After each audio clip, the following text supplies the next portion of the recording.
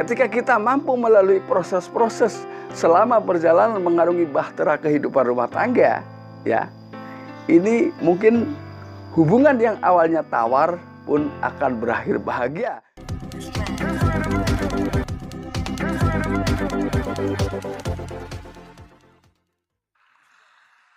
Assalamualaikum warahmatullahi wabarakatuh. Kembali lagi bersama saya Kang Kumis. Kali ini Kang Kumis kembali bersama Anda tentunya di channel Kang Kumis, channel yang selalu membahas seputar permasalahan rumah tangga, percintaan hingga masalah perselingkuhan.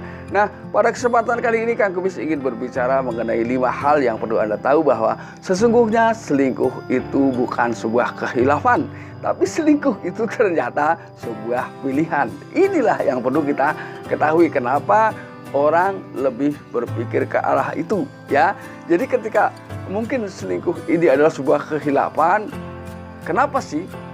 Ketika hilaf mungkin sekali lah ya, tapi ketika perselingkuhan itu ternyata tetap saja terjadi, maka itu adalah merupakan sebuah pilihan. Ini. Namun sebelum lanjut ke topik, gak ada salahnya silahkan Anda subscribe, like, dan komen di channel Kang Kumis, agar sahabat semua tidak ketinggalan info dan juga kabar terbaru tentunya di channel Kang Kumis.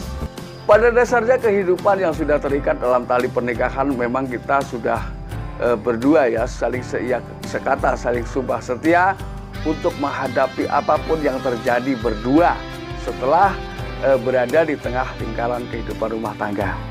Jadi ketika alasan yang pertama nih ya, kenapa saya katakan selingkuh ini sebuah pilihan?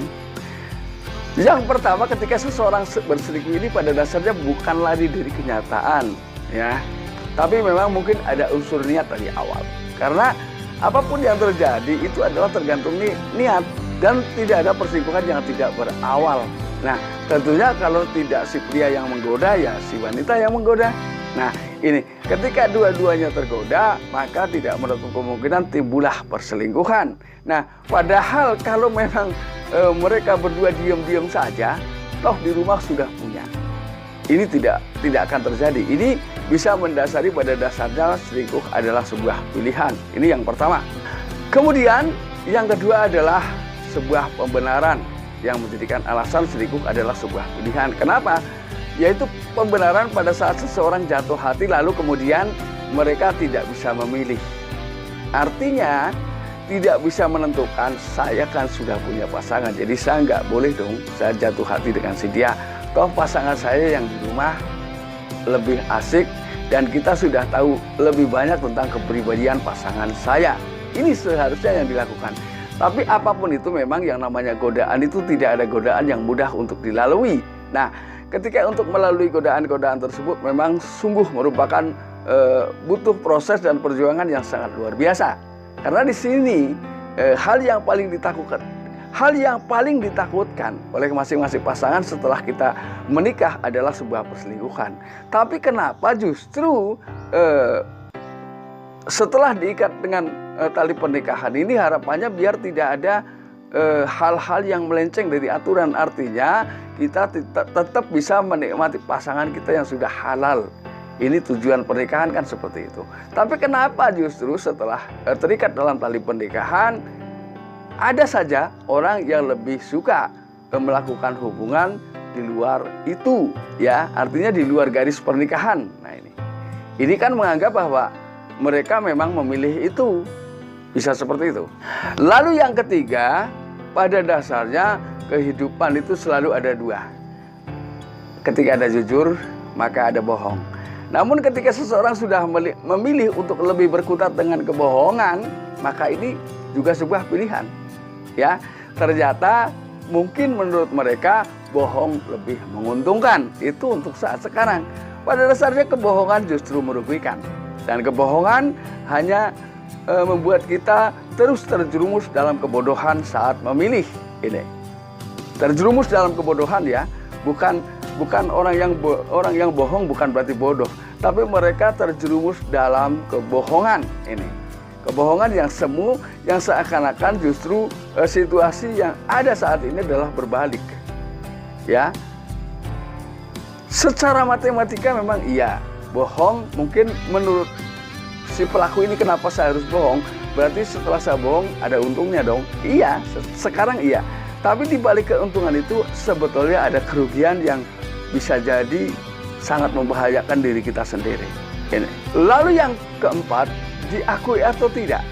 Ketika kita mampu melalui proses-proses selama perjalanan mengarungi bahtera kehidupan rumah tangga, ya, ini mungkin hubungan yang awalnya tawar pun akan berakhir bahagia jika pada saat-saat tertentu, ya, pada saat timbulnya godaan kita mampu bertahan, ya, karena disadari atau tidak, di saat kita sedikit ada rasa kurang nyaman terhadap pasangan kita.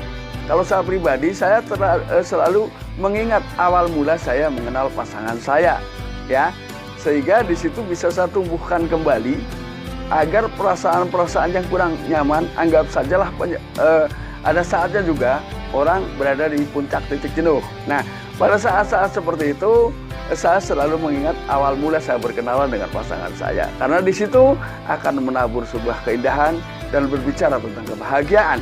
Nah, bukankah pada saat ini seharusnya kita mewujudkan apa yang sudah kita rintis dari awal, ya? Jadi bukan berpindah pasangan yang bukan haknya ini. Jadi pada dasarnya apapun yang terjadi, intinya adalah ketika kita mampu bertahan, kita dapat kembali atau berada tetap di atas garis yang halal ini. Lalu kemudian yang kelima, diakui atau tidak jika Anda mampu melaksanakan atau kita mampu melaksanakan bahwa sebetulnya kesetiaan adalah hal yang baik dan mulia, entah itu di mata orang lain ataupun di mata pasangan. Karena orang lain pun akan menilai rumah tangga seseorang, ya. Jadi ketika mereka mengawali rumah tangga tidak pernah terdengar hal-hal yang memang isu-isu miring lah, ya.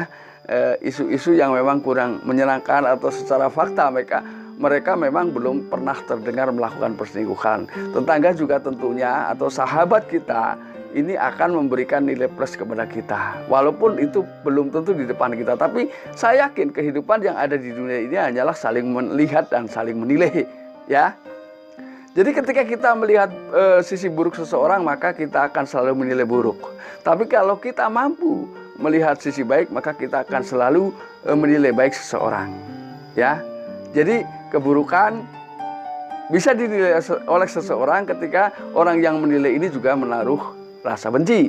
Namun ketika orang yang menyayangi kita ini akan selalu melihat sisi baik. Maka dari itu sayangilah sesama agar selalu berprasangka baik terhadap siapapun. Karena prasangka baik disadari atau tidak tanpa diketahui oleh seseorang yang kita curigai, ketika kita terus berprasangka baik atau senudon, ya, berprasangka baik terhadap seseorang, maka itu adalah ada nilai ibadah. Nah, sahabat Kang Kumis, mudah-mudahan apa yang Kang Kumis sampaikan bisa bermanfaat. Dan akhir kata, salam harmonis bersama Kang Kumis. Wabillahi taufiq wal hidayah. Wassalamualaikum warahmatullahi wabarakatuh dan terima kasih.